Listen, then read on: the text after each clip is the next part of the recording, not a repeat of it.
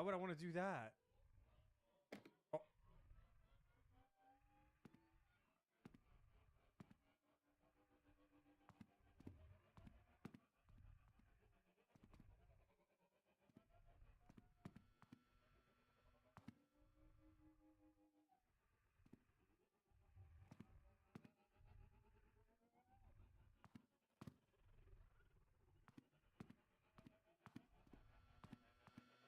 What?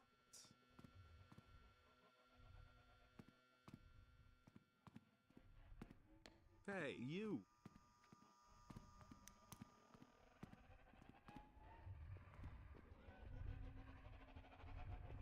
Are you fucking kidding me?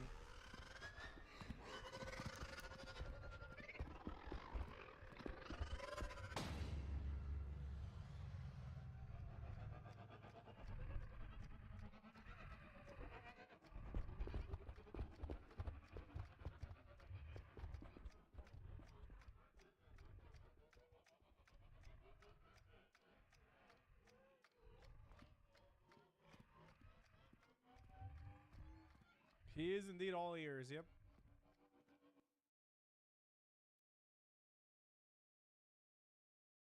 Crimson Benefactor. Clairvoyance, okay. Able to bypass physical constraints, okay. Reality altering objects. Retrieval and containment. He sees you when you're sleeping, he knows when you're awake. Hey, you!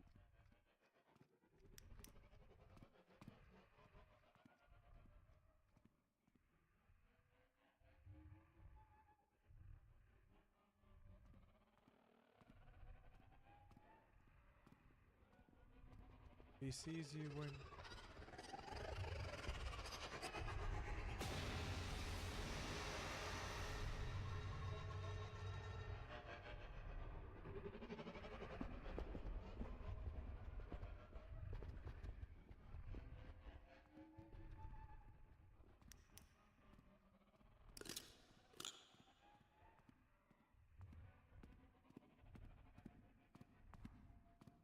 Oh shit, he hears my microphone! I forgot. Yeah, you're right.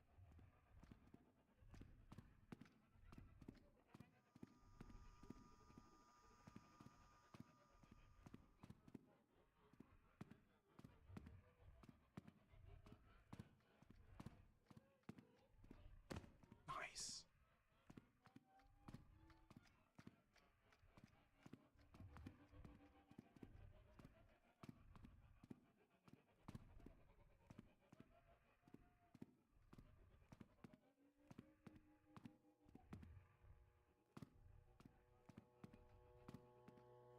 And I have to be quiet. Red Val, Big 99, Gross, 126, thank you. So old time.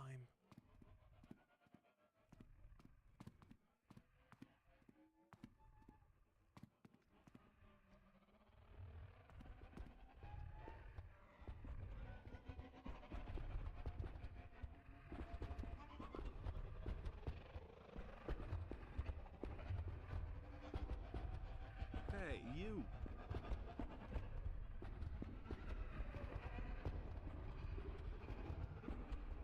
Oh.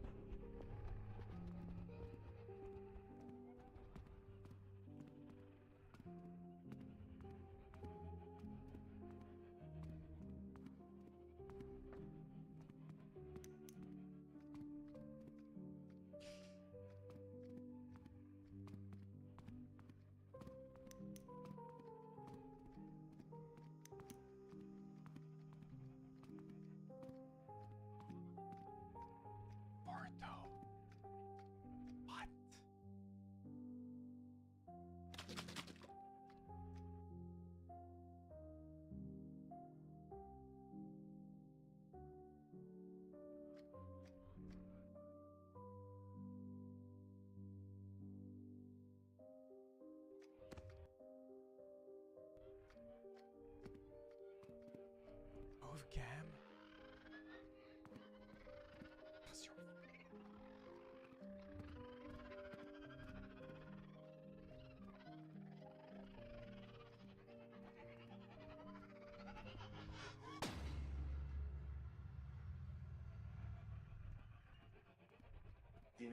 Nice to see you play this again. I started watching you because of this and I'm on observation duty. I think this guy will give you an earful if he catches you.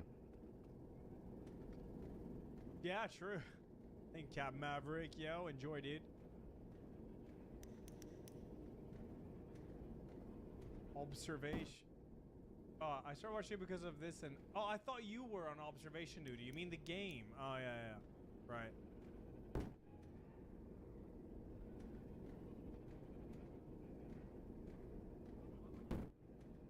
Oh, this is Princess Hey, you. Peach? What?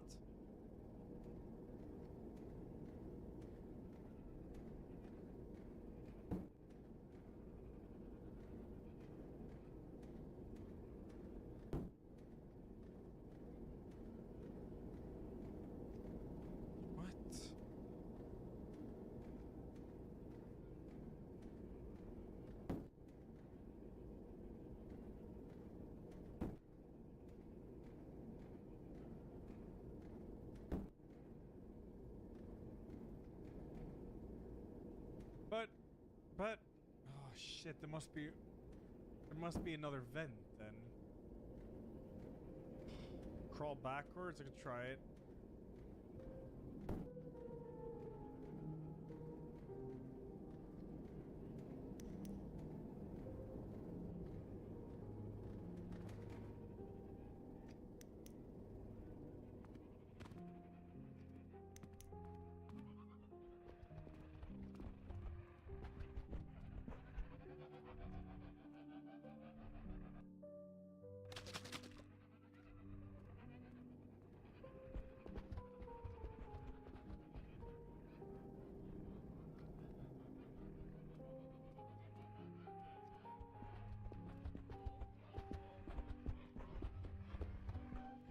Hey, you.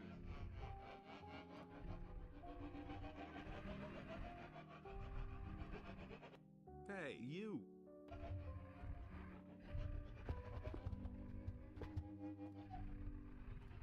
Hey, you.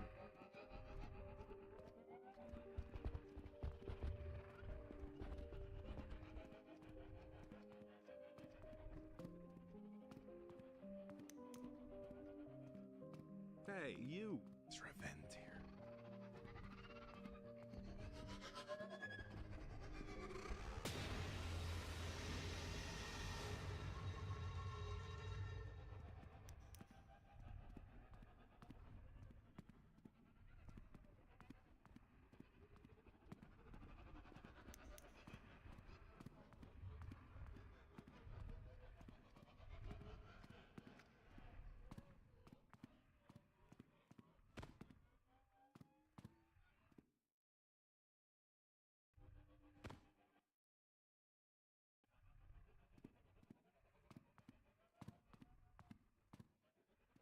Have I been here? No.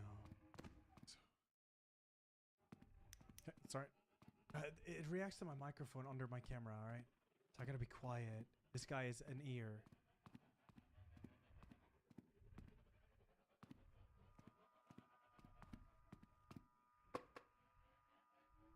What?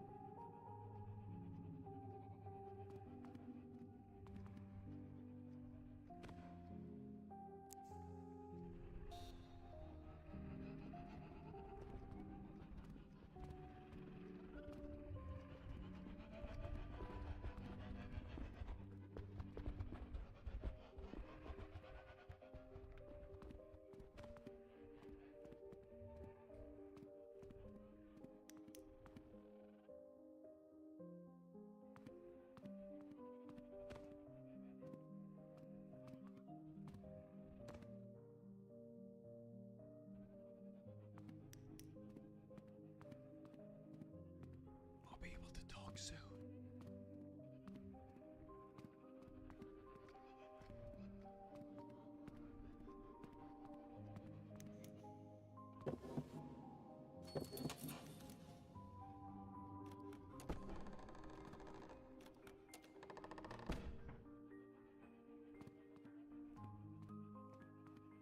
Hey, you.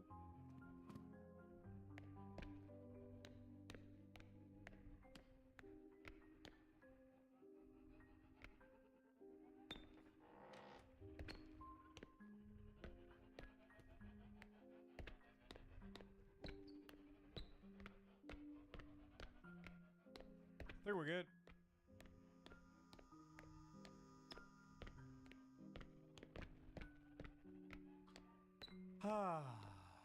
Yo, Get Orton, thanks 41. Tyrone Man, thanks 25. Hoffarina 32. Pagat, like 69. Raven 44. Coffee 15 and Dante 23. Thank you guys. Thank you, thank you.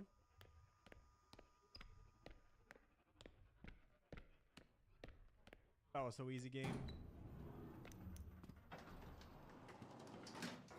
That was kids game. Hey, you.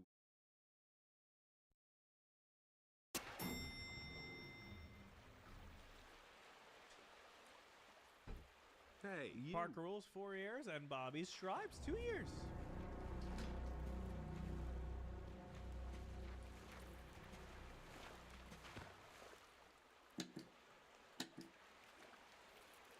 Thank you.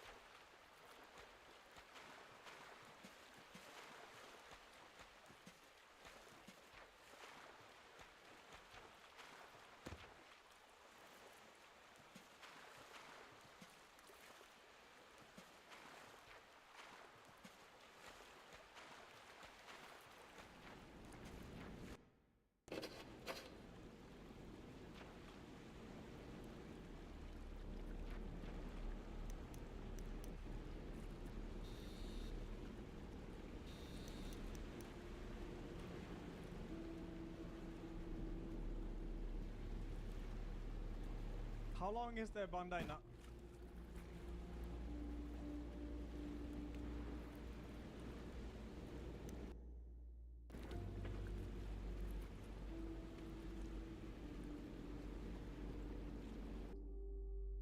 What channel is it on?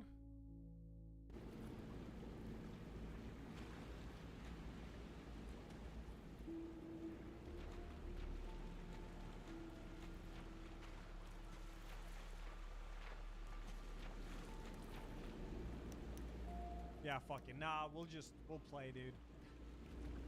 Play.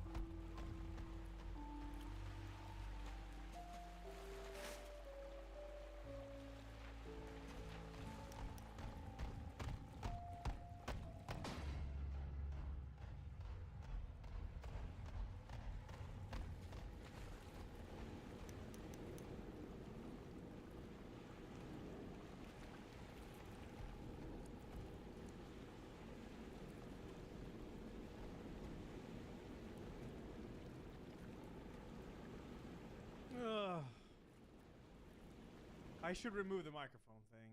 I can't fucking talk to chat, dude.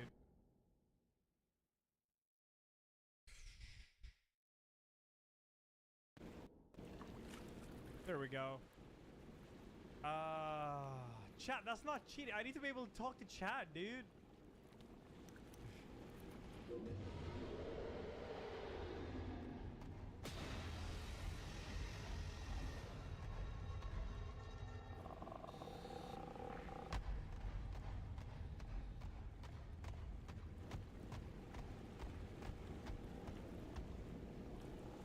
Oh, this monster can't hear you speak. That doesn't matter though. Hey, you. I still can't talk to. Well, I mean, there's gonna be. Okay, listen. Whatever. Hello. Hello. Can't hear me, my ass.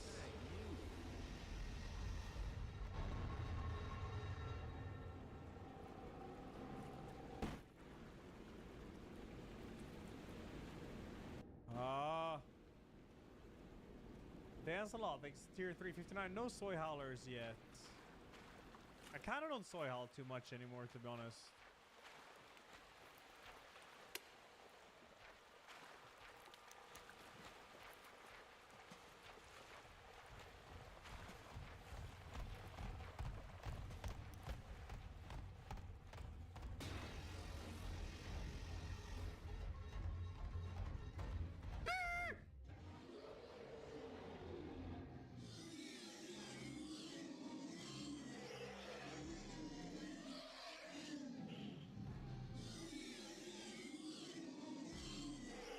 All of this just works.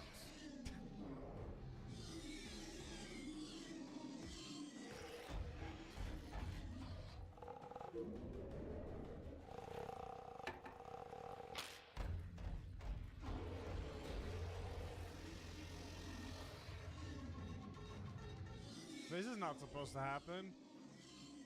Hey, you. Why is he glitching?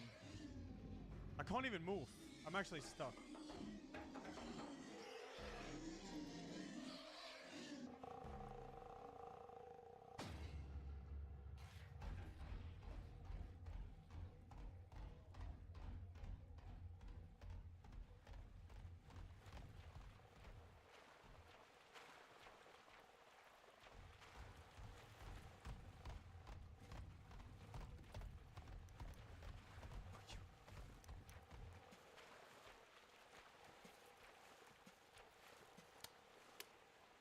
Why was he broken?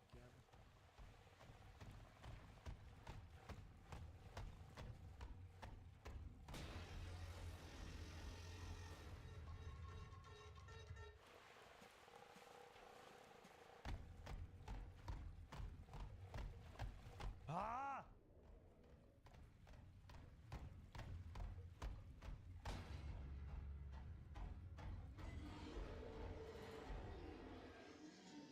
Did this guy like break in the update or something? Oh. What?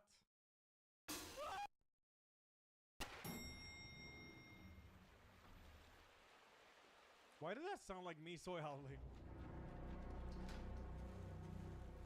What's going on?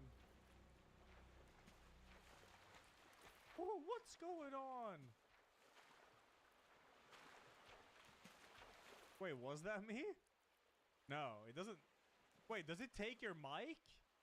Wait, I gotta try this. Oi!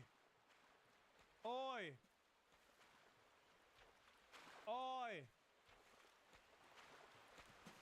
Ah! Ah!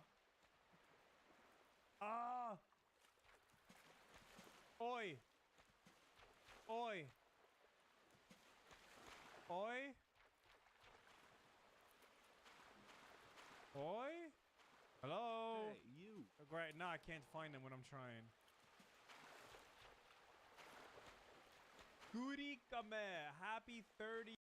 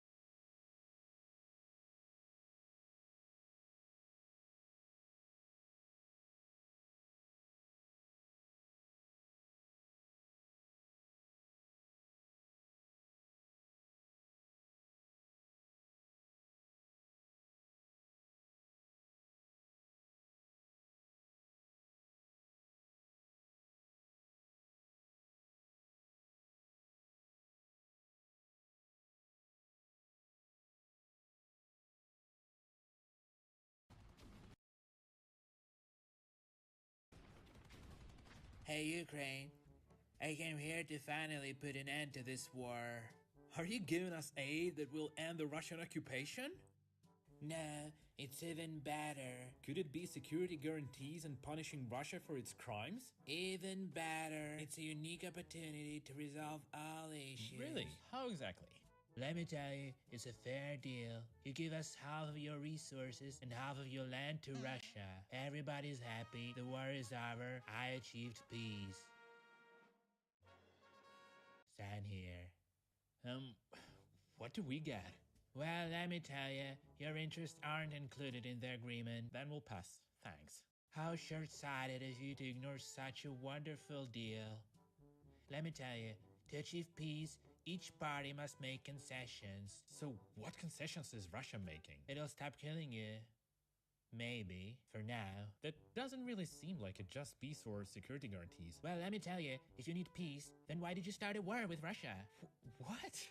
We didn't start the war. Russia attacked us. We defend our land and our lives. And did you think about the Russian lives? What?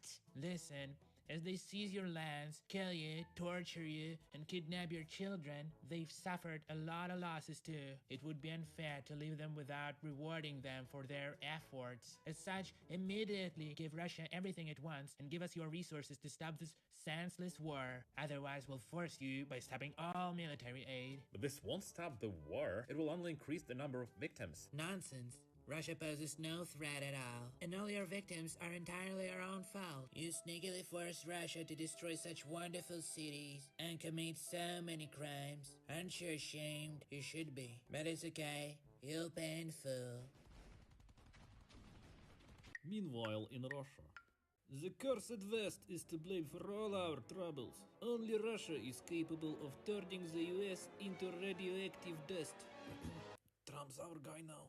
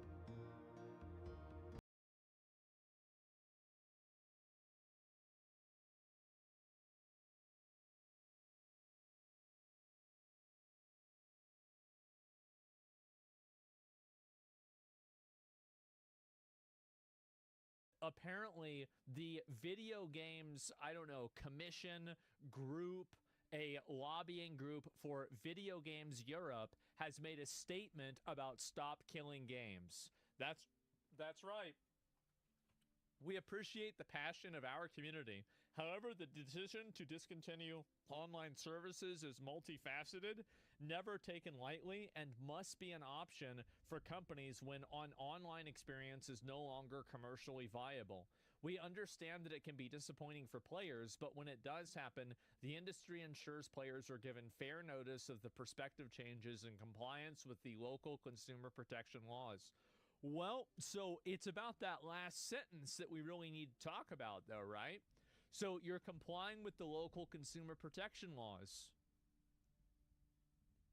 Well, we've got a few new ones for you to comply to. How about that? How about we just have a couple more of those, and you're going to comply with those as well. And also, you're gonna follow. You're gonna jump.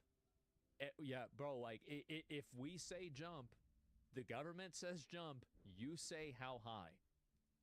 You don't make the rules. The people make the rules, and as soon as the people realize that, stuff like this immediately evaporates. That's it. It's about fucking time, yes. And we'll win, yes. Do not ever, ever, ever think that you can't overpower these parasites. You easily can. The only reason why we don't is because people are stupid. That's the reason why. It won't change unless people stop buying it. Of course it will. Of course it will. You just make it against the law. Problem solved. That's it. You just change a regulation. If anyone doubts how powerful the EU initiative can be, Video Games Europe, an industry lobbying group, has unsurprisingly come out against Stop Killing Games. The arguments against allowing you to keep your purchase are flimsy. I'll have a video on it in a day or two. Yep, and so will everybody else. The thing is that these lobbying groups are really important, but what matters even more than lobbying groups is votes. Because different people that take money and are influenced by these lobbying groups, if enough people complain about it, you can make it go away. People are complacent. Yeah, these people like money, but they care more about power. And so, yeah, they know how effective it's going to be. That's not the full statement. There's more. Really? All right, so this is the full statement that they made. Video Games Europe said in their statement, "We appreciate the passion of our community. The decision to discontinue online services is multifaceted, never taken lightly, and must be an option for companies when an online service is no longer commercially viable." Well, that's, again, that's not even what people are asking for. People are not asking for you to provide online services forever. People are asking for you to allow other people to provide online services in absence of you providing them yourself.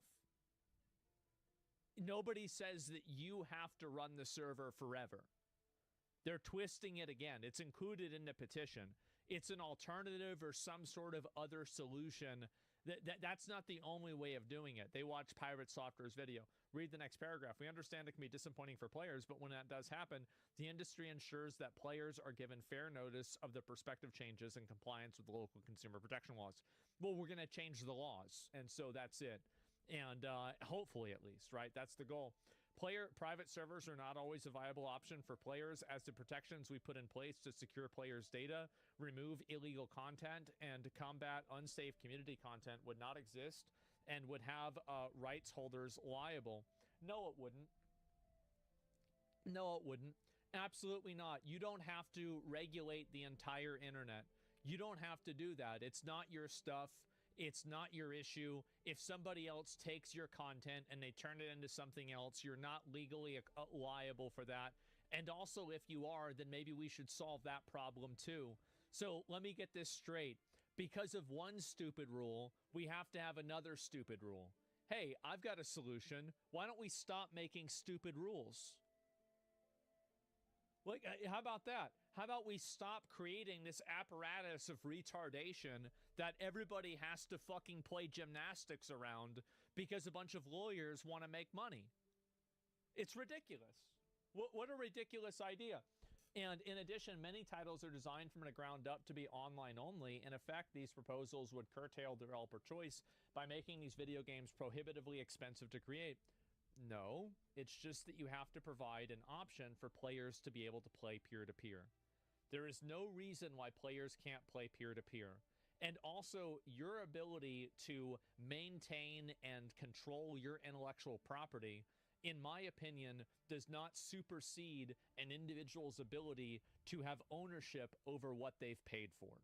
And this is the big problem, is that these people view intellectual property as the pinnacle of value. No, consumer rights, consumer protections, and ownership is the pinnacle of value, and intellectual property is underneath that. You can state it as rent? Yeah, that's totally different. They could just make it possible for other people to emulate it? Yeah, that's not the way it works. Yeah, you can have plenty of DRMs, more expensive with no DRM. You just set it, move the goalposts, so multiplayer is either peer-to-peer or a service. Yep, exactly. And let's go back. I can see and find this here. And where's the rest of it? We welcome the opportunity to discuss our position with policymakers and those that have led the European Citizens Initiative in the coming months. Video Game Europe's case is it can be too expensive for developers and publishers to offer private servers or single-player modes. It's not that it's too expensive, it's that it makes them have to give up a certain degree of their intellectual property. That's the reason, is that they think that their intellectual property is more important than our rights as consumers. It's really simple. And I disagree with that. And if enough people disagree with that, we take it away from them, and then they have to jump the same distance that we say we do. So don't ever give these people an inch. They don't give a fuck about you. They don't care about any of this stuff. They don't care about the integrity of the games. They don't care about the legality of this. They don't care about anything other than maintaining a complete stranglehold over this, and doing so through the ability of them to exercise their connections and money and resources inside of the government. Never give a fucking inch. And so no, absolutely not. Yes, if we can get enough people together, we can make them do what we want. That's right. It's that simple. Not even about the game? Yep. Let's make them do what we want. And if they want to cry and complain about it, go ahead, stop making the games. But you won't stop making the games because that's the way you make money. And you'll easily fit, and you will easily acclimate to this, just like you acclimate to everything else, because you're a business, and every business has to meet the market demands at the point that they want. Cybersecurity argument? Yeah, oh yeah, oh yeah. Let's go ahead and let's hear the cybersecurity argument from Sony. Oh no, wait a minute. Sony says that, wait, oh no, if somebody else is running it, your stuff might get hacked. Oh my God, imagine if that happened. That would be horrible. Never give an inch and make video. See, I'm going to read your comments real quick. Make it a law and games will be $120. Fine, then they'll go out of business.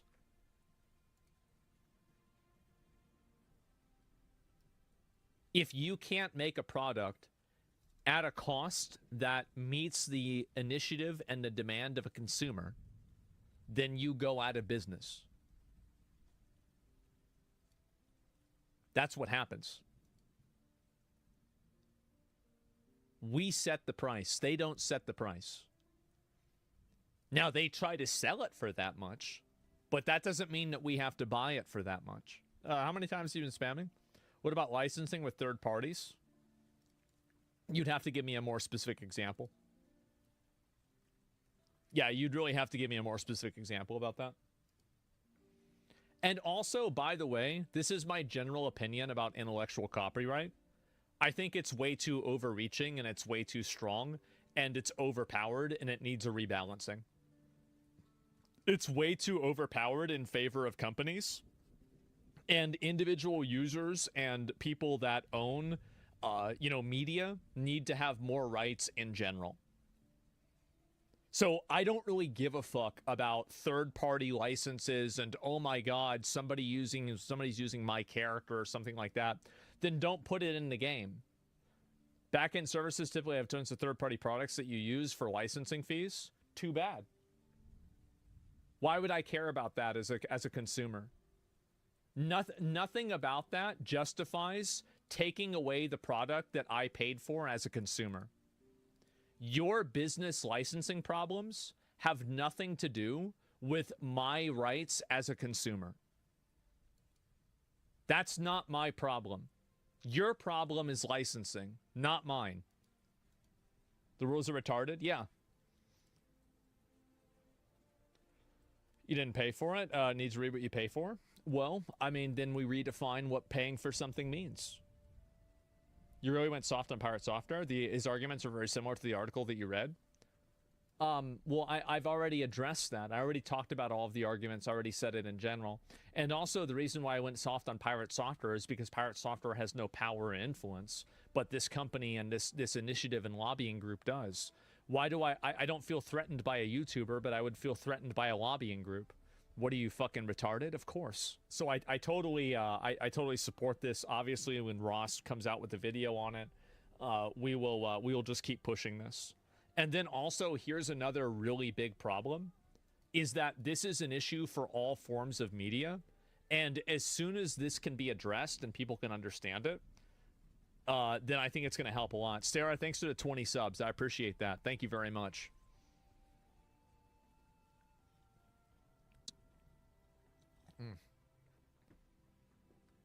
Why weren't licenses an issue in the past when single-player games were offline? Because they created this problem. That's the reason why. They created this problem in order to justify doing things that were unfriendly to consumers. That's the reason why. They invented the problem, and now they say, well, we've created this issue, and now you have to exist inside of the confines of these issues. No, it's an artificial problem. Never accept the premises of somebody that's acting disingenuous.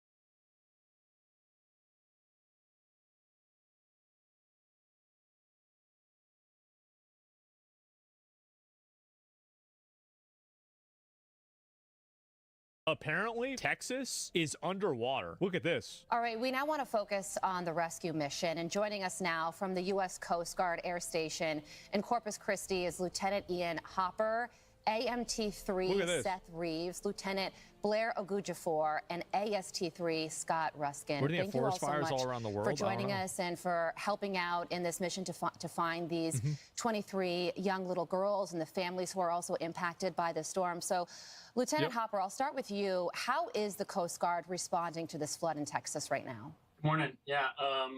So primarily we're using our helicopter assets. So the MH-65 probably all dead. Echo yeah, I don't know. is primarily a maritime search and rescue asset. So we're used to going offshore. But right now we're using it for inland search and rescue. So operating today, like I've received like 5 like Amber Alert warnings on my phone. I've gotten a lot of them today. Using our hoist capability or just landing and picking people up and transiting them. This flooding? Yeah, there's a lot of rain now. So like 8, I don't know who's best to answer this question, but you all figure that out. You know, obviously, you look at the video, you see these incredible floodwaters, you see the incredible efforts to rescue people, and hundreds of people have been rescued. What are the additional complications that you all have to deal with, that you have to you know, obviously you have a lot of people who want, you know, civilians who want to help out, but you know, you don't want them to get in the way. What are the additional complications that you want to kind of warn civilians about not getting in your way? Yeah, well, there's a lot of different complications. Primarily, a lot of civilians are look at that. we were all operating on the same frequency when we were flying. Additional complications would be so Scott here, he's our rescue swimmer, and the floodgates just fell down. Additional complications would be so Scott here, he's our that's rescue about swimmer, right. And you can explain a little bit. Kind of what was going on the ground. Yeah. A lot of times what was happening is everyone wants to do as much as they can to help out, and we truly appreciate that. But sometimes they don't always have the best communication. So biggest thing is just trying to pass stuff off to the higher level of care. Pass it up the food chain about who's where, who needs help. Holy shit. And then you can get like a government agency out there to try to help 24 dead, at least 23 kids missing. That is insane. As fast as we can. And then we can triage from there and kind of get people to safety. But most important thing is staying out of the river, super dangerous. And keep yourself safe before you put yourself in a more dangerous situation. Flash flood? When we look at this current scenario with nearly 24 young girls that are missing, what scenario exists that they can be found alive? Have they, could they have just been swept away and they're, hanging onto a tree? Is there Can't people just swim? No, because so a lot of people don't understand how powerful currents are. And people think that it's just like water. But if you look at even an elite swimmer trying to swim against certain types of water, they're not even remotely close. They just can't do it. It's devastating. I know people don't understand the power and the force of water. It pulls you under. Yeah, it's just and that's this is these are Olympics level swimmers, right? Scenario you see where they can be found alive. Not even they can survive it. That's of course that's a hard question to answer, but ultimately there's multiple debris. assets, crews out there, both Coast Guard. You've got the Army out there. You've got DPS, the Department of Public Safety for Texas. So we're giving everyone the best chance that they've got.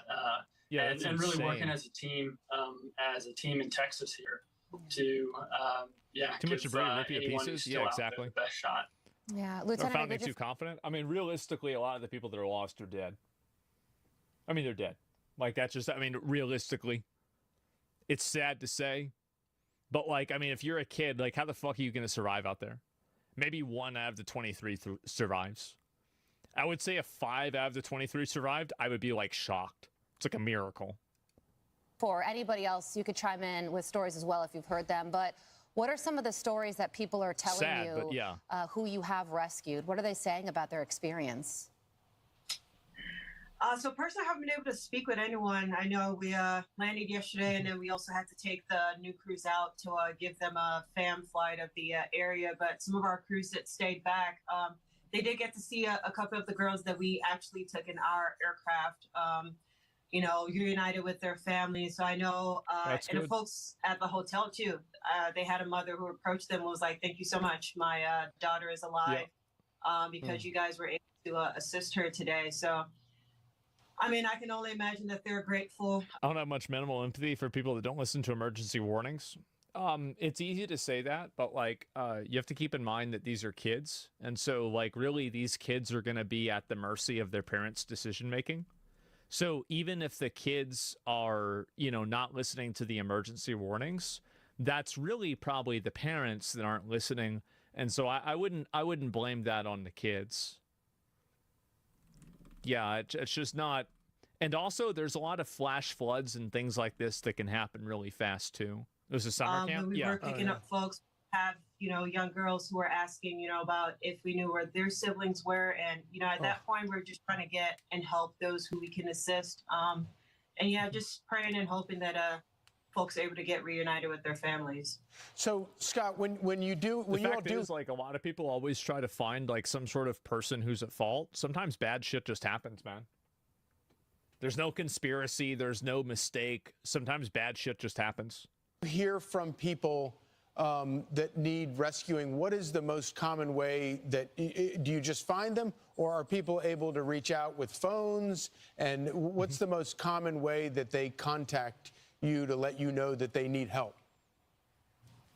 Yeah, as far as right now, we've been getting our tasking from higher up, mostly from the Army as of right now. But a lot of it's just been large stage triaging. So we were crazy that they actually filmed the flood sign falling down. Probably got about 200 people out of there alone. And it was just, we just saw a huge crowd of about 200 kids at a campsite. So we're like, cool, that's where we're going to go. And we're just going to get as many people out as we can. Until they were all gone. We got them all out yesterday at Mystic. So huge fucking W. Listen, first and foremost, we know this isn't easy for you all. You're doing God's work out there, and sometimes results aren't what you want them to be. It's rescue and recovery, and we just want you to know we're praying for you, and we thank God every day that there are people like you out there who are willing to show up and do this, even on the tough days. So thank you so much. God bless you all. Yes, absolutely. Thank you for Yeah, I mean, this shit is fucking insane. Let me see if I can show and get this, and let me see if I can show and pull this up. The flood started getting bigger, and it was going up to, we have bunk beds in our cabins, and it was going up to the top bunk, and we had one choice, and we had to swim out of our cabins. Under an hour? Campers from Camp La Junta lucky to be alive this morning after they say they had to swim out of their cabins during flash floods in Kerr County. That camp just a few miles up the Guadalupe River from Camp Mystic. That's where more than 20 campers are still missing this morning. Thanks for waking up with us on this. Yeah, we've only had this happen like in where I'm at. We've only had this happen one time. Kerr County, but other counties near the San Antonio area. This is new video here you're looking at. San Antonio is about 45 or so minutes away from Austin. It's actually quite close. And Guadalupe River, that's the river, I think, that's the one in San Marcos that people usually go tubing in that are from Texas State. It's a pretty popular place. Anybody in Austin probably has either been there if they grew up as like a young adult in Austin. They've been there. Yeah, and so it's 2-hour drive. Man, I thought it was a little bit, yeah, that's the river. Oh, is it the river? Yeah, well, either way, in that area, right? That's it. Spring Branch, Texas.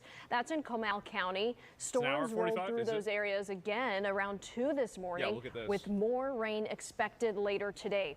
At last check, more than 230 people in Kerr County have been rescued and evacuated. The death toll is now up to 24. Efforts continued throughout and evacuated. The death. I don't think people realize, like, if you get caught up in this, imagine if one of these sticks hits your leg in the wrong way. You're fucked. You're dead. You're dead. That's it. You're done. Right? And that's as an able-bodied adult. Death toll is now up to 24. Efforts continued throughout the night to find more than 20 missing girls from Camp Mystic along the Guadalupe River. Those floodwaters rose more than 20 feet in the span of 2 hours. And just before we came on the air, we learned a director for a different camp near the Guadalupe River died in those floods. Heart of the Hills is a girls' camp in Hunt, Texas. They released a statement last night saying their director and co-owner, Jane Ragsdale, did not make it. That camp says it was not in session when the floods 20 began. feet in 2 hours? Yeah, that's what I'm saying. But other camps were. Texas Governor Greg Abbott and Lieutenant Governor Dan Patrick were in Kerrville last night, promising to find every missing person no matter what. One North Texas family says they are lucky to know their child is alive. Our Teresa Woodard spoke to them moments before they left to reunite with her. And she wasn't even supposed to be at this session. I spoke with Natalie and Jeff Dunning moments before they left North Texas, not long after they discovered their daughter, a Camp Mystic camp counselor, is safe. I feel very, very sorry for the parents that don't know yet. Communication from the Hill Country is... Look how fast this is. Like, this... This got to be going like 40 miles an hour. Like, at least. Communication from the Hill Country is hard.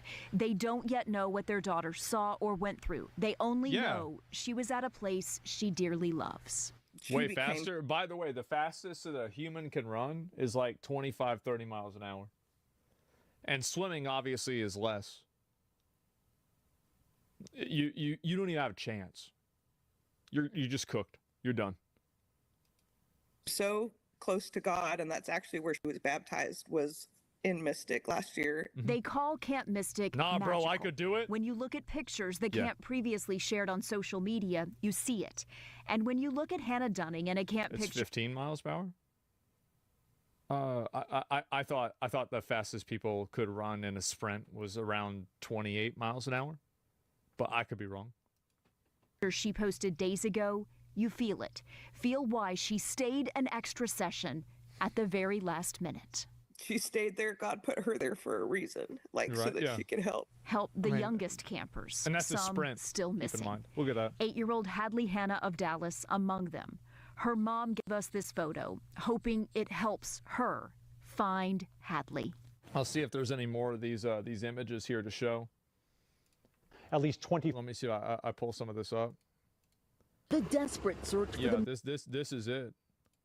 Usually for celebration, it's a very tough day in Texas, and it was a destructive flood, Oh my God. taking property and sadly lives. Homes washed away, floodwaters swallowing buildings and vehicles. After more than a month's worth of rain fell since the morning hours. This came at night when people were asleep in bed. Yep. Please pray for our community. Dozens of water rescues along the Guadalupe River. We have a few steps right here, and I can only assume that there was a house attached to it. The river rising to... That was a house? Bro. Holy fuck. God damn. The river rising to levels not seen in decades, according to the National Weather Service, rising from Do you remember? Like that game, that South of Midnight game? People said that shit was unrealistic. That house floated away at the beginning of the game. I said, nah, bro, this shit happens in the South. It happens. There it is. to 29 feet in just 4 hours, reaching the second highest level on record. This happened very quickly over a very short amount of time that could not be predicted.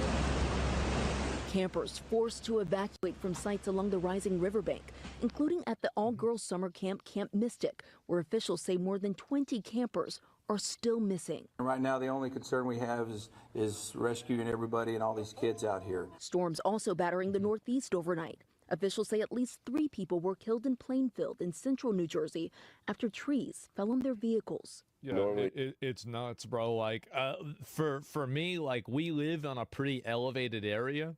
So the worst I had to deal with today is I used my umbrella to walk to and from the grocery store before I started my stream. I went live this morning. Other than that, it really wasn't much of a thing for me. But, like, this is absolutely unreal. It's crazy.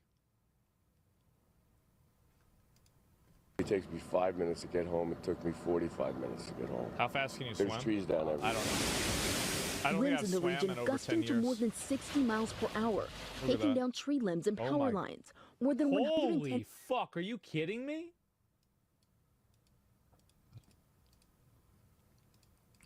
Oh my God. 110,000 households without power from Pennsylvania to Massachusetts. Jesus. And the danger in central Texas is far from over. Officials Big warning tree that word? rising Yeah, that's a runoff make gigantic an fucking already tree. disastrous situation even worse. That's one of the reasons why, like, a lot of people that have big trees like that, they get them cut down if they're in disaster areas because, you know, that kind of stuff could happen and it could just come out of fucking nowhere. This morning, many people still missing, and officials confirmed yesterday. This Look is at the this. Guadalupe River off of Loop 534 near Bandera Highway. We saw several cars in the water. Just Those sucks, huge yeah. trees just completely toppled over, and we even saw a home that was swept away into the water. I mean, it was Yep. just a slat of concrete that was left. And we continue our live coverage as we have several teams out there this morning. Katrina was worse. Oh no, it definitely was. It was a lot worse. But like this was really bad too. I mean, I think you're right. Obviously, that, like, you know, you have some of these that are like it's been worse in the past, but like. Hey there, good morning, guys. So that was like a national disaster. You have to keep in mind. Ranch. But this is definitely a state disaster. Right near the Schumacher crossing, which Look is at what it's called. But you can see that fence line that was there completely gone.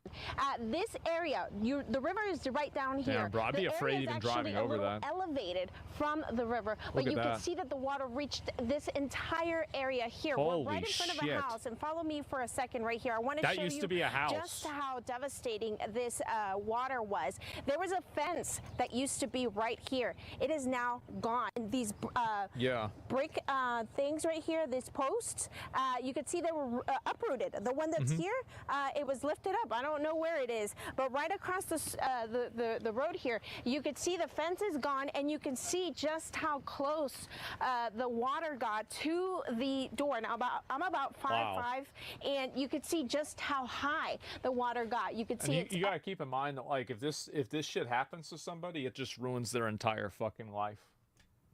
Like, it destroys everything that they have, and like it crushes everything. It just, because the thing is, like, you have insurance for some stuff, but you don't have insurance for everything. Like, you don't have insurance for, you know, maybe your TV. You might not have insurance for your sofa. And that's not even counting the amount of time. Like, everybody always thinks about the cost of the product, but they never think about sourcing, repairing, you know, getting new products or anything like that. So even if you have everything paid for, and it's like it doesn't destroy anything that has like an intangible sentimental value, you still have to spend a huge amount of time organizing and planning this all the time. Up here, it could have even possibly gone a little higher. It's difficult to tell here, but that water pushed in. Again, we're in an elevated area from where the river is. Want to make houses more robust in the U.S.? Well, I mean, there's a lot of reasons. There's a lot of reasons, and some of them make sense, some of them don't. But it pushed in, broke into the back porch. You could see the damage to the garage there as well. And you could see this little tree. It stood no chance being bent over. I'll talk to you. Yeah, bye. No, my dad was saying, like, a lot of the people that are having this shit happen, they don't even have flood insurance at all because there's no reason to in this area. Because it's like something like this doesn't reasonably happen regularly, and homeowners insurance doesn't cover the majority of this stuff overall. Oh, really? Yeah. So they don't even have it. So they're like, it's not even from where the river is. It's a massive amount. Into the back porch, you could see the damage to the garage there as well, and you could see this little tree. It stood no chance being bent over, but it's still rooted. This is just a little bit of the example of the damage that we're seeing this morning for the very first time, because Highway 39 completely closed to us yesterday. We could not see this. We're going to continue to bring you more of these images throughout the morning. We'll send it back to you. Yeah, this is insane, man. Flood insurance can only be provided by the government. I don't know about that. But let me see if I find a few more of these. I'll look at one more and just get some more images of it. And breaking right now, flooding disaster. This is nuts, Texas bro. Hill Country. Lives Holy lost, shit. And families desperate for answers, waiting for news about their loved ones. Yeah. This is a park. This is a very well-known park here in Kerrville. In fact, last year I was actually at this park covering the total solar eclipse.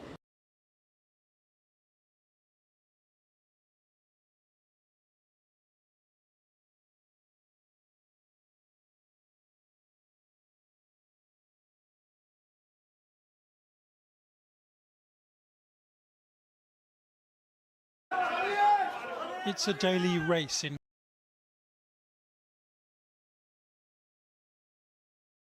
Gaza to save those who can be saved, with some 6,000 Palestinians killed since the last ceasefire in March.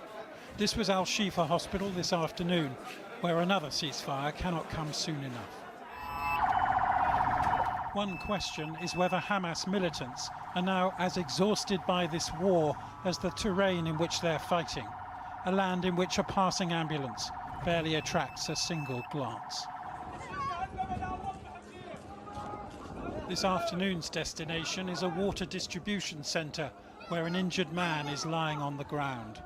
The sound you can hear is an Israeli drone flying overhead.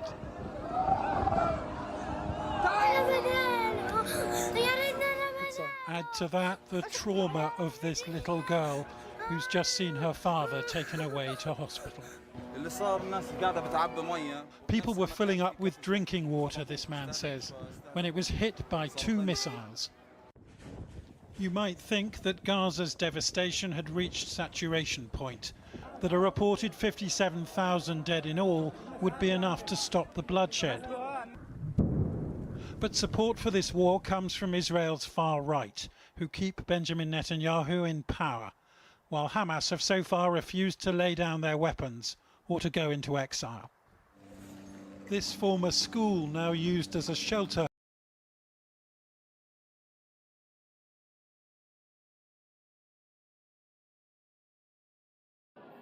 Моя головна мета в російсько-українській війні – це зупинити вбивства. Тож я даю 2 тижні на припинення вогню. Перепрошую. Але ці 2 тижні вже минули. Що? Коли? 2 тижні тому. І до того ще двічі. Гаразд. Тоді я даю останні 2 тижні з попередніх останніх 2 тижнів. Пане президенте, поки ми тягнемо час, Росія нахабно ігнорує ваші вимоги. І щодня посилює удари по мирних містах, вбиваючи цивільних. О, це жахливо, жахливо. Повітряна оборона України не справляється. Яка буде ваша відповідь? Що ж, якщо Росія вирішила нас ігнорувати, то нехай начувається. У відповідь я припиняю постачання ракет ППО Україні. Як тобі таке, Путіне? Ти сам змусив мене піти на цей крок. Але ж це ключовий ресурс для оборони України. Ви ж казали, що хочете зупинити вбивства. Не хвилюйтеся, я подзвоню Путіну і все владнаю. Але після кожного вашого дзвінка відбувається новий обстріл.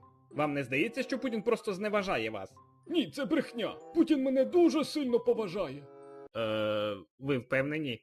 Так, бо завдяки мені весь світ знову боїться і поважає Америку.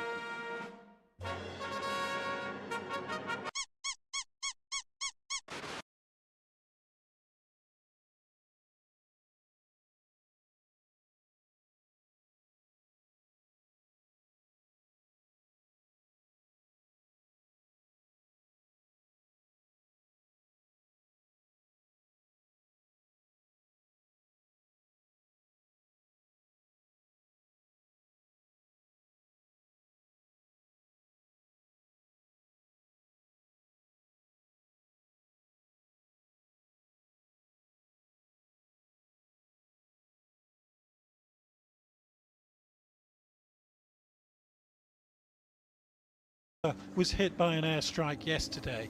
5 Palestinians were reported killed. They know that Mr. Netanyahu is about to head to Washington to meet America's president, that whatever gets decided there will be felt most of all here. We hope to God that in the coming days, or on Monday as promised, President Trump will announce a truce and our wounds will heal and the river of blood will stop. But the ceasefire on offer sounds very similar to what broke down before.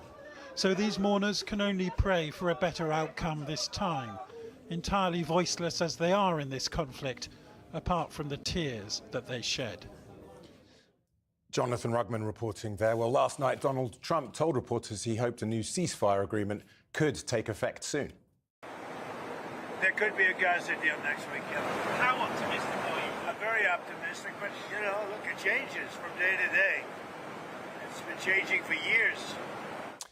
Joining me now here in the studio is Nomi Bar Yaakov, a peace negotiator, fellow at the Geneva Center for Security Policy, and she was previously director of the Middle East program at the International Institute for Strategic Studies. Nomi, thank you for coming in to join us. There was a ceasefire. It collapsed in March. Are you hopeful that anything has changed, that this proposal will stick? Oh, I think this proposal is also very precarious and volatile, but I think it will happen. And it will stick if US President Donald Trump decides to exercise the leverage that he has over Israel, which he didn't on the 18th of March when the Israeli army went pounding into Gaza. He did exercise leverage over Israel after 12 days of the war in Iran. That was very clear. Israel wanted to continue the war in Iran, and he set a red line there, and there was absolutely, the Israeli government had no choice whatsoever. So he could do the same, and he may very well do the same, because I think and I often think the Americans want a ceasefire more than the Israelis. The other thing that has changed is that the Israeli public has really grown tired of the war and all the false promises, the lies that military action is going to bring the hostages back. I think that has become very, very clear that that is not the way to get the hostages back, and the Israelis would like to see their people back. So the pressure is mounting, and the situation, of course, in Gaza is beyond catastrophic. It is. With people between 50,000 and 100,000 dead. No one knows how many are buried under the rubble. So there's so much that needs sorting. And I think we are in a far worse place. We're already in a catastrophic place, but we're beyond catastrophe. So let's just pull those apart if we can. Jonathan mentioned Netanyahu relying on far-right support, but has enough changed domestically inside Israel for Netanyahu to risk agreeing to something that his coalition partners will be very, very nervous about? Well, there is talk of giving him some plea bargain. I mean, there has been, even President Trump suggested, that his trial should come to an end for whatever reason. But the former Justice of the Supreme Court, Aharon Barak, has said they can only be a plea bargain if he steps out of power for good. It's not clear what will happen. Israeli politics are also sort of very volatile. But I think, again, it really boils down to what US President Donald Trump will do, because Israel depends existentially on the US, and they cannot continue the war without US support. And Trump presumably wants payback after supporting Netanyahu over Iran and the bunker busters. Yes, it's not just Iran, it's, I think, everything. He supported Israel also in Gaza for 21 months, and he's also losing a lot of credit internally in the US because the situation, the people are starving and they have nowhere to live, and the bombs, American bombs, are continuing to rain on them. So I think there's also, there's internal US pressure, there's internal Israeli pressure, there is Arab pressure, and I think everyone, the whole world is fed up with this, and it's time to conclude this. But the big problem is whether it'll be sustainable. Right. So the other part of this, of course, is Hamas. They have said that they're approaching this with positivity. Correct. But ultimately, they are going to need to agree to something that effectively forces them into exile. They are, for a permanent peace to be agreed by the Israelis, they need to write themselves out of existence, surely. Oh, I don't think they're going to write themselves out of existence, and I don't think anyone thinks they're going to write themselves out of existence. And I don't think it's possible to write a movement out of existence. They're not just present in Gaza, they're present in the West Bank, they're present in Israeli prisons, they're present in many countries in the Gulf. So I think it's a question of, how do you transfer power? They are very happy to transfer power to a Palestinian technocratic government. The question is, how do you get there? And that's the discussion that's missing, and that's why the ceasefire will not hold unless the day after is agreed upon. And at the moment, it is not agreed upon. And the gaps between Hamas and Israel and the US are vast. And that has to be sorted now in order for the ceasefire not to be a temporary one. Because the 60 days is the 60 days another temporary one. Only half of the living hostages are supposed to be released. And on that, thank you very much indeed. Our time is up, sadly. Thank you for joining us, Nomi Bar Yaakov. Thank you very much.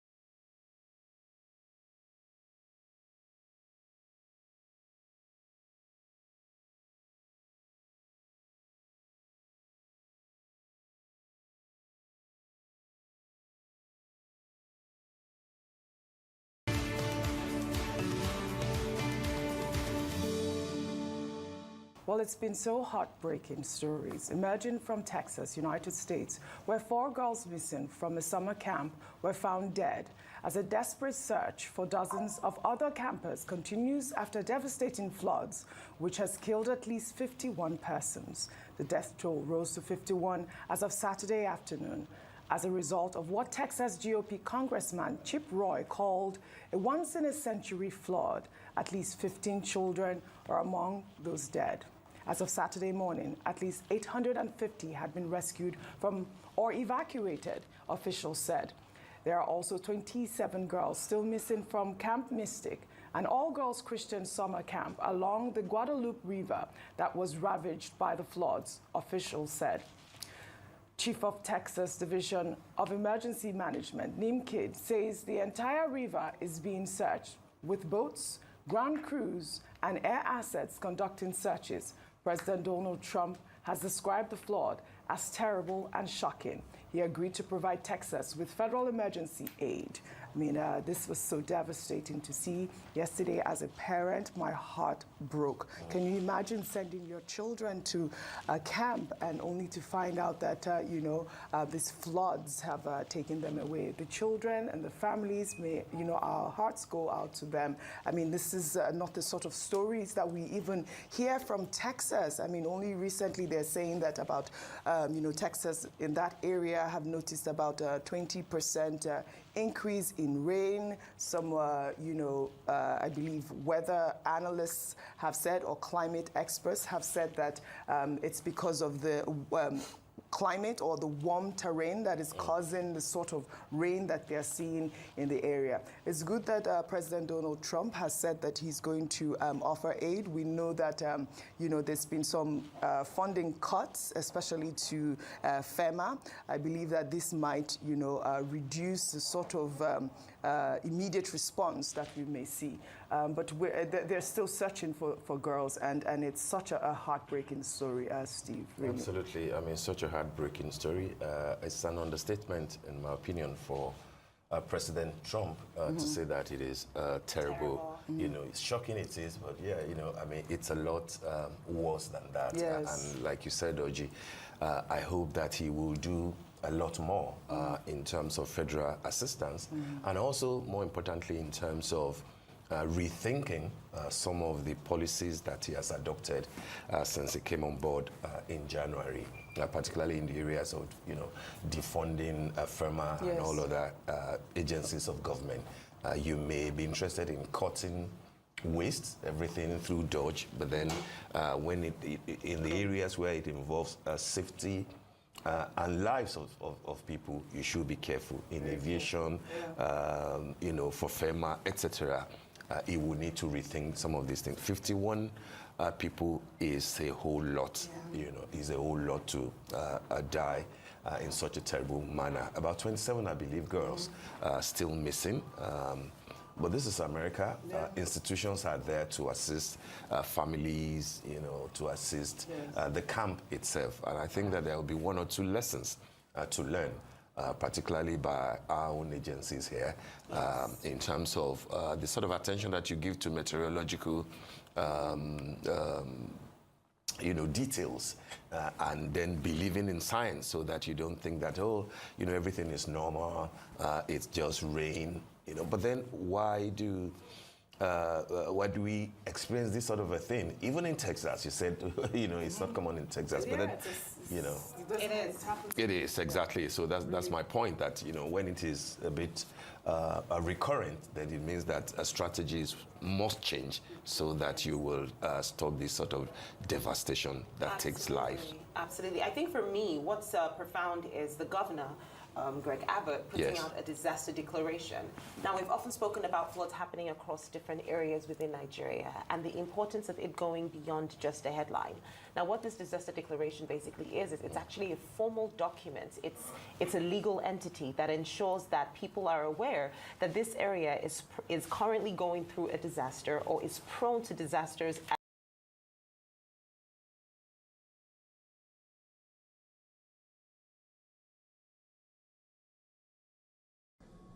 and Russia's once resilient wartime economy is starting to slow down. After 2 years of strong growth, driven by record military spending and redirected oil exports, cracks are beginning to show. While GDP growth dropped to 1.4% in the final quarter of 2025, which is down from 4.5% in the previous quarter. Manufacturing activity contracted at the sharpest pace in over 3 years. And car sales plunged nearly 30% year-on-year in June. Russian officials are now warning of a potential recession, with the economy minister calling it a verge moment, and the finance minister labeling the current conditions a perfect storm. Despite surviving early sanctions, Russia's economy is now feeling the heat. Inflation remains high, and the central bank raised interest rates to 21% before beginning to ease them again. Well, that's hurting business sentiment and household demand. Oil prices, crucial to Russia's revenues, have remained below budget expectations. Oil and gas income in June dropped to its lowest level since January 2023. Military and security spending now makes up 40% of the government budget, yet the deficit continues to widen. With sanctions tightening and energy revenues under pressure, Russia's financial room to maneuver is shrinking.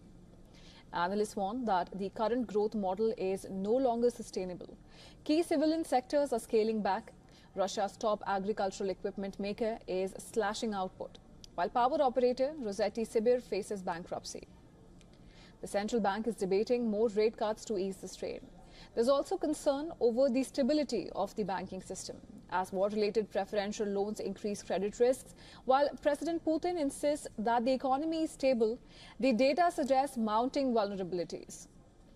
If sanctions tighten or oil prices dip further, Russia's war economy could face deeper trouble.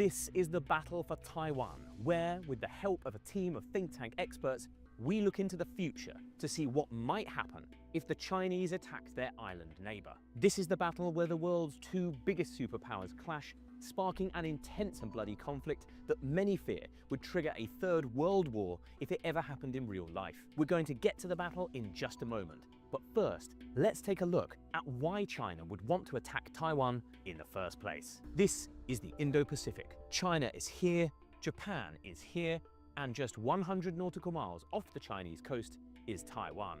It is located in the middle of a string of islands known collectively as the First Island Chain. The chain runs from Vietnam and Malaysia in the south all the way up past the Philippines to Japan in the north. The First Island Chain separates China from the wider Pacific and gives great geopolitical power to whomever controls it. That's because incredibly valuable trading routes run through these waters. By some estimates, they carry $7 trillion worth of goods every year. That includes 40% of the world's oil and almost 80% of China's own energy imports, which are vital to the country's growth. Whomever controls these islands has their finger on this global pressure point and can squeeze it whenever they like, giving them power over all the nations that rely on it. At the moment, the US and its allies have most control. Here's all the countries that have ties with the US in the region, and here's their major military bases. China's goal, therefore, is to break or take control of this chain. In recent years, it has built military bases here and here, on tiny islands whose ownership is disputed, but which China now claims as its own. That gives Beijing some control, but not much. If it really wants to exert pressure on this part of the world, then taking Taiwan is essential. There is a history of bad blood between the Chinese Communist Party on the mainland and the Taiwanese government that was formed when their rivals for power fled there in 1948. Xi Jinping has long promised the Chinese people that he will, in his own words, reunify the dissident island with the mainland. And in recent years, he has said he is willing to use force to do so. Even more worryingly, he has told his military to be ready to do it by 2027, which brings us to the battle. We're basing these events on an extensive set of war games played by American think tank, the Center for Strategic and International Studies, the largest US defense think tank. Researchers designed an incredibly detailed board game, the kind used by the actual US government and military to study such things to simulate the combat. Experienced military commanders, ex-senior government officials, and think tank scholars played 25 games to see what would happen. What you're going to see here is their base case scenario. That is the scenario they believe would most closely resemble real life. However, before we get started, there are a few important caveats. First, the simulation assumes that China has decided to invade Taiwan. Although some experts think other courses of action, like a blockade, are more likely, invasion is the most dangerous, and it is plausible given China's military buildup and aggressive rhetoric. Second, this simulation assumes that Taiwan, the US, and its allies will fight back. Although that is Taiwan's policy, and the US has signaled it would respond, what would happen in an actual crisis is unknowable. Finally, and most importantly of all, this is just very sophisticated guesswork. Warfare is chaotic and unpredictable, and even the tiniest of factors can make a big difference in outcomes. That's why CSIS also tested less likely scenarios to see what would happen if some of their base assumptions were wrong, some of which we'll also explore. This is the battle where the biggest superpowers the world has ever known clash with incredibly bloody results, leading humanity to the brink of nuclear disaster. This is the Battle of Taiwan, and this is Battleboard. Beijing's invasion plan looks like this. First, a huge joint firepower strike, using thousands of missiles to weaken Taiwan and its allies before the fighting even starts. These strikes will target Taiwanese air and naval forces, command centers, and enemy missile batteries. Next, Chinese warships will set up a blockade to the east of Taiwan to isolate the island from easy reinforcement from the outside. These ships will use their anti-air missiles to shoot down any incoming missiles, while Chinese air forces will create a no-fly zone above Taiwan. Chinese cargo aircraft will then fly overhead, dropping paratroopers inland to isolate the battle area, while helicopters will deliver more troops. Last and most importantly, a flotilla of hundreds of amphibious transports will carry hundreds of thousands of men and thousands of vehicles across the Taiwan Strait. The immediate mission of these forces will be to capture one or more airfields or ports intact to bring in heavier forces. Having done that, Their ultimate task is to fight their way to the capital Taipei, suppress any resistance, install a puppet government, and hand control to Beijing. The amphibious transports are the key to success. Without them, China cannot get enough troops onto Taiwan to achieve its war aims. Protecting these ships is therefore Beijing's top priority. In military parlance, their center of gravity. That's what China's blockade, no-fly zone, and missile strikes are designed to do. Destroying these ships is therefore Taiwan and America's main goal. If they can do that before China captures enough ports and airports to bring in the big guns, then nothing else China does really matters. In this scenario, China begins mobilizing for invasion 30 days out, assembling its troops, readying its missile forces, and concentrating its naval vessels. This includes a sophisticated force of conventionally armed cruise and ballistic missiles. China has tens of thousands of close-range ballistics, thousands of medium-range, and hundreds of intermediate range. These include the DF-26B, an intermediate-range ship-killing ballistic missile that the US Navy will have to worry about, and the DF-17, an intermediate-range hypersonic missile that will be used to target US Air Forces in Japan. They're mounted on mobile launchers that will look to hide from attack until they are prepared to open fire. China's Navy includes roughly 50 destroyers and cruisers, another 50 frigates, close to 150 corvettes and smaller craft, and 40 submarines. For the sake of simplicity, we'll be representing all of these forces with only a handful of tokens. The submarine force includes the nuclear-powered Shang class and the more modern Yuan class. Both of these are designed for stealth, making them very hard to find and destroy. 1,000 of its most up-to-date aircraft are also forward deployed. These include the J-20, J-16 and J-10C, the so-called Three Musketeers of the Chinese Air Force, meant to rival the American F-35, F-22 and F-16. Although America and its allies see these activities, it's not until 15 days out that they recognize this is not a routine training exercise. War is coming. The United States then surges forces into the region. The US has 2 aircraft carriers at sea. The USS George Washington out of Yokosuka, Japan, which is stationed off Okinawa, and the USS Carl Vinson, which has been diverted from a training exercise off Hawaii and is now just west of Guam. Each carrier has its embarked air wing and 5 escorts. The 70 aircraft in the air wing protect the carrier and can strike the Chinese Navy with long-range anti-ship missiles. The escorts will protect the carriers from hostile missiles, aircraft, and submarines, and can strike Chinese ships with their long-range Tomahawk 5 missiles. 2 surface action groups, 6 Arleigh Burke-class destroyers in all, are operating off of Okinawa. These destroyers have long-range radars, hundreds of anti-ship and anti-air missiles, guns, electronic warfare devices to spoof Chinese missiles, and anti-submarine torpedoes. 1 submarine squadron, led by the USS Minnesota, is already in the Taiwan Strait, waiting for the invasion fleet. These are primarily ship killers, armed with torpedoes and anti-ship missiles.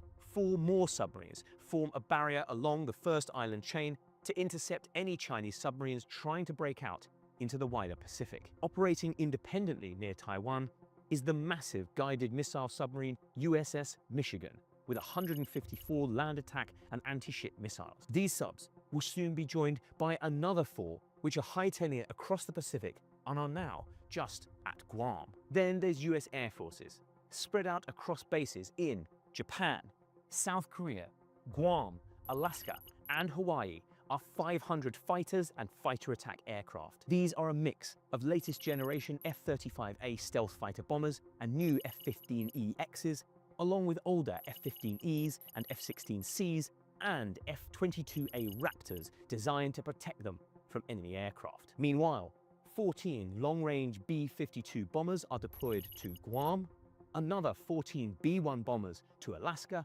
and 7 stealth B-2 bombers stand ready to fly all the way from the continental United States. 100 KC-46B and KC-135R aerial tankers are spread out across the theater to help the bombers and strike aircraft deal with the vast distances of the Pacific. These are joined by 250 fighters from the Japanese Air Force, flying a mixture of F-15s, F-35s, and F-2s, a locally made variant of the F-16.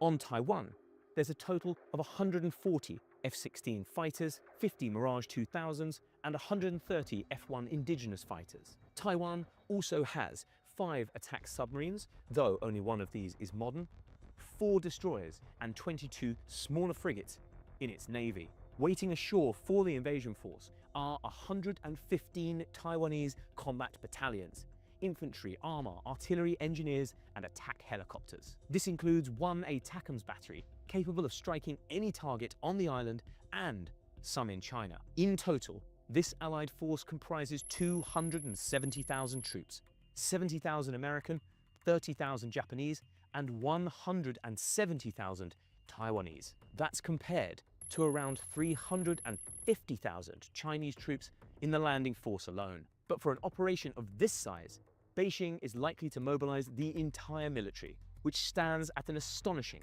2 million men. Here's a close-up view of Taiwan, and here's the forces we just saw deploy to the region.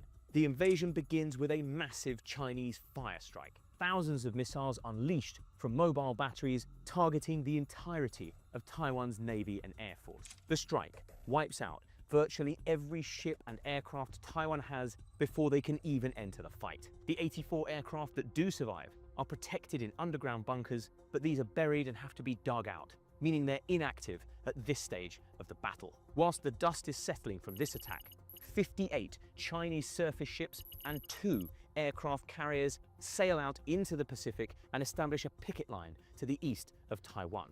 Their mission is to intercept US and coalition aircraft and missiles before these can reach the amphibious fleet. 40 Chinese submarines make their way further out into the Pacific on a mission to hunt down any US ships that get too close. Meanwhile, at any given time, 240 Chinese attack aircraft swarm the skies over Taiwan and quickly establish air supremacy, meaning no US aircraft can even get close. Many more are busy striking targets on Taiwan and beyond. Covered by air and by sea, the amphibious transports load their troop and get underway, ferrying 6 brigades and their amphibious vehicles across the 100 nautical mile strait. These are backed by helicopter and airborne transports which fly 3 more light brigades onto the island, elite soldiers that will assist the ground landings. So far, everything seems to be going China's way, but things don't stay that way for long. We're back in the wider Pacific. Here's Taiwan, and here's the Chinese forces we just saw deploy around the island. Leading the fight back against them are US bombers on Guam and flying in from Hawaii, which are armed with LR-ASM anti-ship missiles. These missiles are long range, meaning the bombers can fire at this line of Chinese ships without ever getting close enough for them to hit back. Over the course of a week, these devastating strikes sink 42 of Beijing's warships while suffering few losses in return. These are joined by US and Japanese fighter bombers flying out of bases in Okinawa and on mainland Japan, but they are well within range of Chinese ships and missile batteries on shore. Beijing judges that allowing US aircraft to operate unhampered out of their bases in Japan will be intolerable. Knowing that any attack on Japanese territory will bring Japan into the war, they decide to strike Japan broadly rather than carry out a limited strike. Beijing launches a salvo of 500 missiles against Japan's major airfields, wiping out around 200 American and Japanese aircraft on the ground. Next up are US naval forces, which steam towards the first island chain, but are met by Chinese attack submarines and a salvo of missiles coming the other way. The USS George Washington and half its support ships are sent to the bottom of the ocean, along with 4 Arleigh Burke-class destroyers. The USS Carl Vinson is also targeted and damaged, losing half its air wing in the process. This forces America to withdraw its surface fleet back to the waters east of Guam, where they are outside most missile ranges. China sends its submarines after them, but American submarines hit back, sinking 2 of them in the process. Japan's subs also join in, sinking another in the process. The Japanese submarines have joined the US underwater barrier, attacking Chinese subs as they move past the first island chain. US air and naval reinforcements are continually arriving from the mainland, strengthening attacks on the all-important transports. We're back in the waters around Taiwan. Here's where China's units are located, And here are the US submarines which are hunting them down. They use their torpedoes and missiles to attack the transports, which are busy ferrying troops to the beachhead near the capital, Taipei. The subs aren't the only ones attacking the transports, however. From shore, Taiwanese anti-ship missile batteries fire harpoons bought from the Americans and domestically produced Shuing Fengs. They prove deadly, but there's only enough to last for 10 days. Marine missile units in the southern Ryukyu also snipe at Chinese ships that come within range, but they too run out of ammunition after a few days because the Chinese blockade prevents resupply. Within approximately 2 weeks, the Chinese have lost half their transports, even after deploying clever decoys to soak up some of the incoming missiles and torpedoes. However, these losses have not stopped the Chinese from landing some 47,000 men on a beachhead northwest of the capital, Taipei. This is a high-risk, high-reward strategy by the Chinese. Taiwan's densest defenses are located on the northern end of the island, and fighting here will be fierce. However, it gives Beijing's troops the shortest route to the capital and victory. This is Taiwan.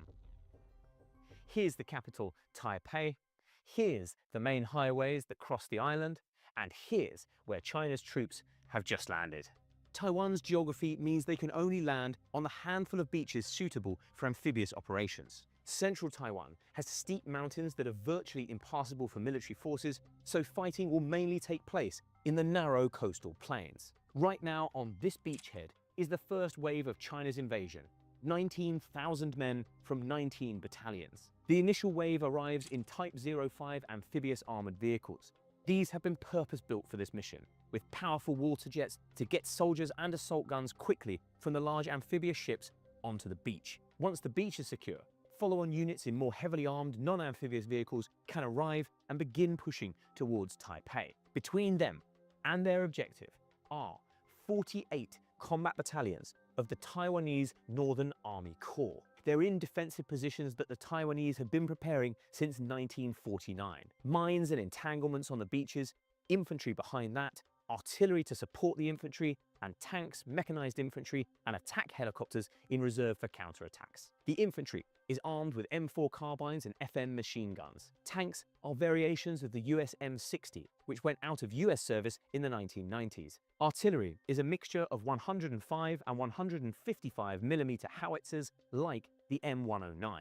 In total, around 43% of Taiwan's combat power is located here. The rest is spread out to guard against Chinese landings elsewhere, mostly along the west coast, and just a handful of units on the more distant and rugged east coast. Taiwan knows that invasion beaches are limited, and China needs a port or airfield, so units are concentrated there. Once Taiwan knows where the main Chinese attack is landing, they rush some of these forces to help secure the beachhead. However, they must keep substantial forces in place to guard against the possibility of a second landing. Beijing controls the skies and hammers all these highways, meaning none of these troops can move quickly. Intensive cyber attacks also hamper Taiwanese communications, meaning units struggle to coordinate with each other until workarounds are put in place. All of which means that, for the first 3 days, these troops in the north are left without reinforcement. Their first move is to disable all friendly ports and airports near the invaders so the Chinese can't use them to increase the pace of their air and sea landings. The Americans use land attack missiles to hit the Chinese troops. Because Beijing's warplanes control the skies, all incoming American missiles must be launched from a long distance, and many of them are shot down. Despite this, the Chinese make progress, and over the course of a week, manage to push 6 miles inland. Their progress is slow because beyond the beaches are narrow passes and tunnels through hills, several rivers, and dense urban terrain. Reinforcements are constantly arriving from the mainland at the rate of 24,000 every week. Aided by close air support aircraft dropping glide bombs on the Taiwanese defenses, the Chinese slowly push inland, and by the end of the second week have advanced another 6 miles. They managed to capture Taiyuan Airport to the northwest of Taipei, which they begin repairing so they can use the runway to bring in more troops. But Taiwanese missile launchers and long-range American missiles manage to damage it again before any troops can land. The Chinese now push into the northwest outskirts of Taipei and even manage to cross the Tanshui River, which flows through the center of the capital. This is dangerous. All important Taiwanese government buildings are within a kilometer of the river. If the Chinese can reach them and take them over, they can begin dismantling the elected government and installing a puppet regime. Taiwan throws its troops into a counterattack. Backed by 300 guns, they succeed in destroying the bridgehead. All Chinese troops are now stuck on the other side of the river. With the northern offensive stalled, China tries a second landing in the south. 5,000 troops come ashore here, near the port of Taitung. Defences at this end of the island are much less dense than in the north. Taiwanese engineers disable the port and nearby airfield, and Taiwanese forces withdraw. The Chinese make quick progress, pushing 25 miles inland in just a few days. But this attack is only a diversion. China is trying to force Taiwan to pull troops away from the north and towards the south, allowing the main attack to get moving again. The Taiwanese realize this, and so draw soldiers only from their central and southern garrisons to block this assault. This tactic proves a success, and the second Chinese offensive stalls here. Beijing's army is now in serious trouble. With half its transports at the bottom of the strait, fewer and fewer soldiers are making it onto the island. Where the ships could bring 24,000 troops in the first week, they can now land just 8,000 troops in the same amount of time. Most of the dwindling transport capacity is taken up ferrying ammo and fuel to those already on the island. And all the while, they're under attack from the Americans and the Japanese.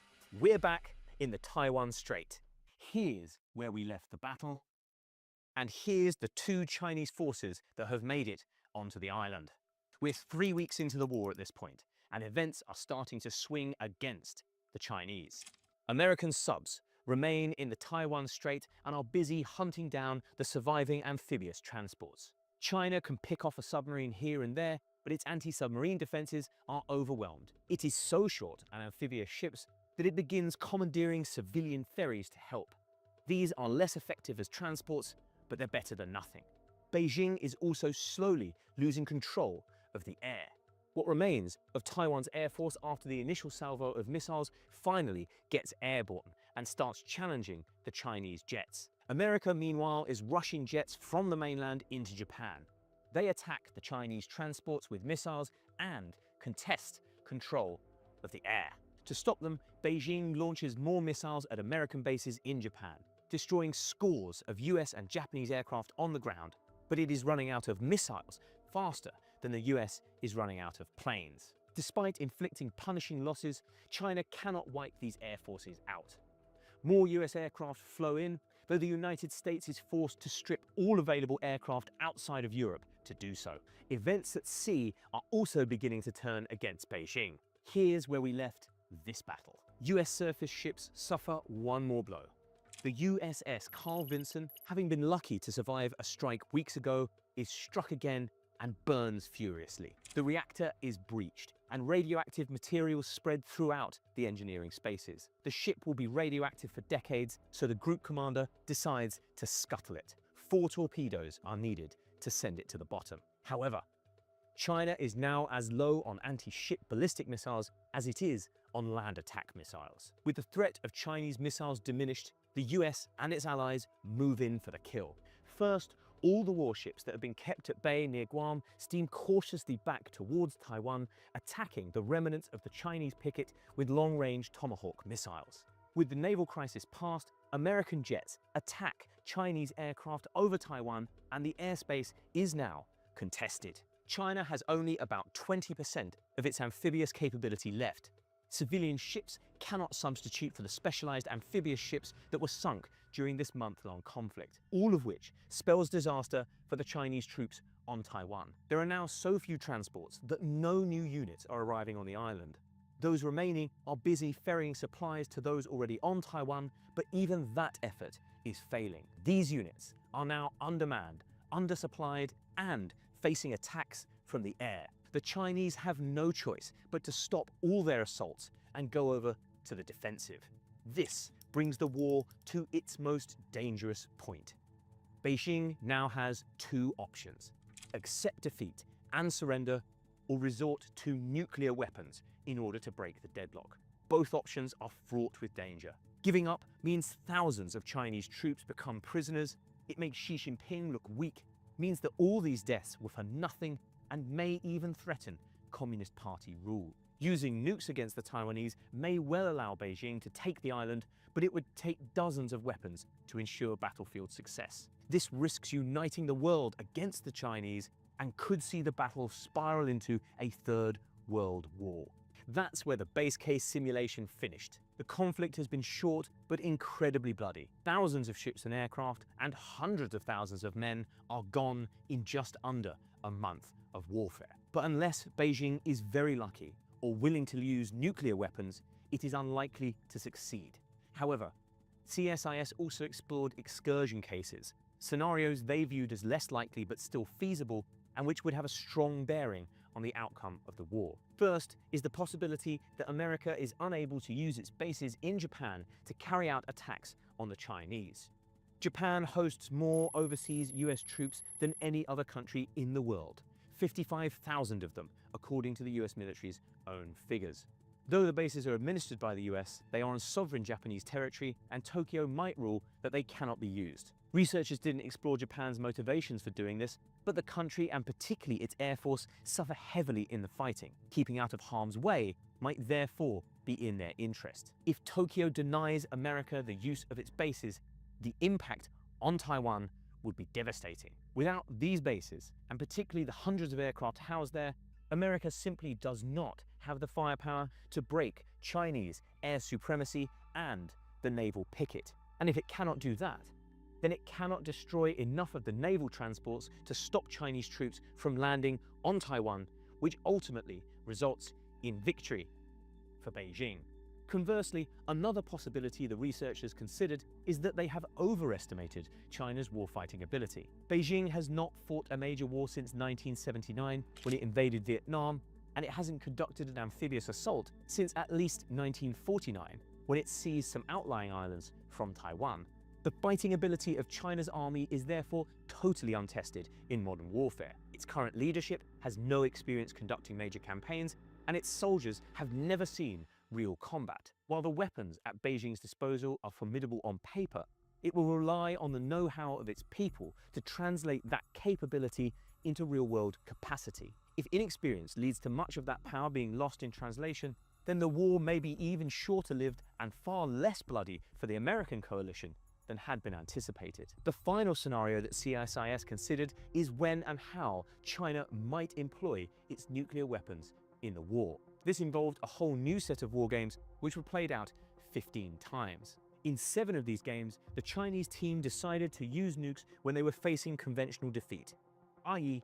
in this scenario we just witnessed. Fearful of provoking an overwhelming response from the US, the Chinese players most commonly targeted Taiwanese troops rather than US air bases, ships, or the American mainland.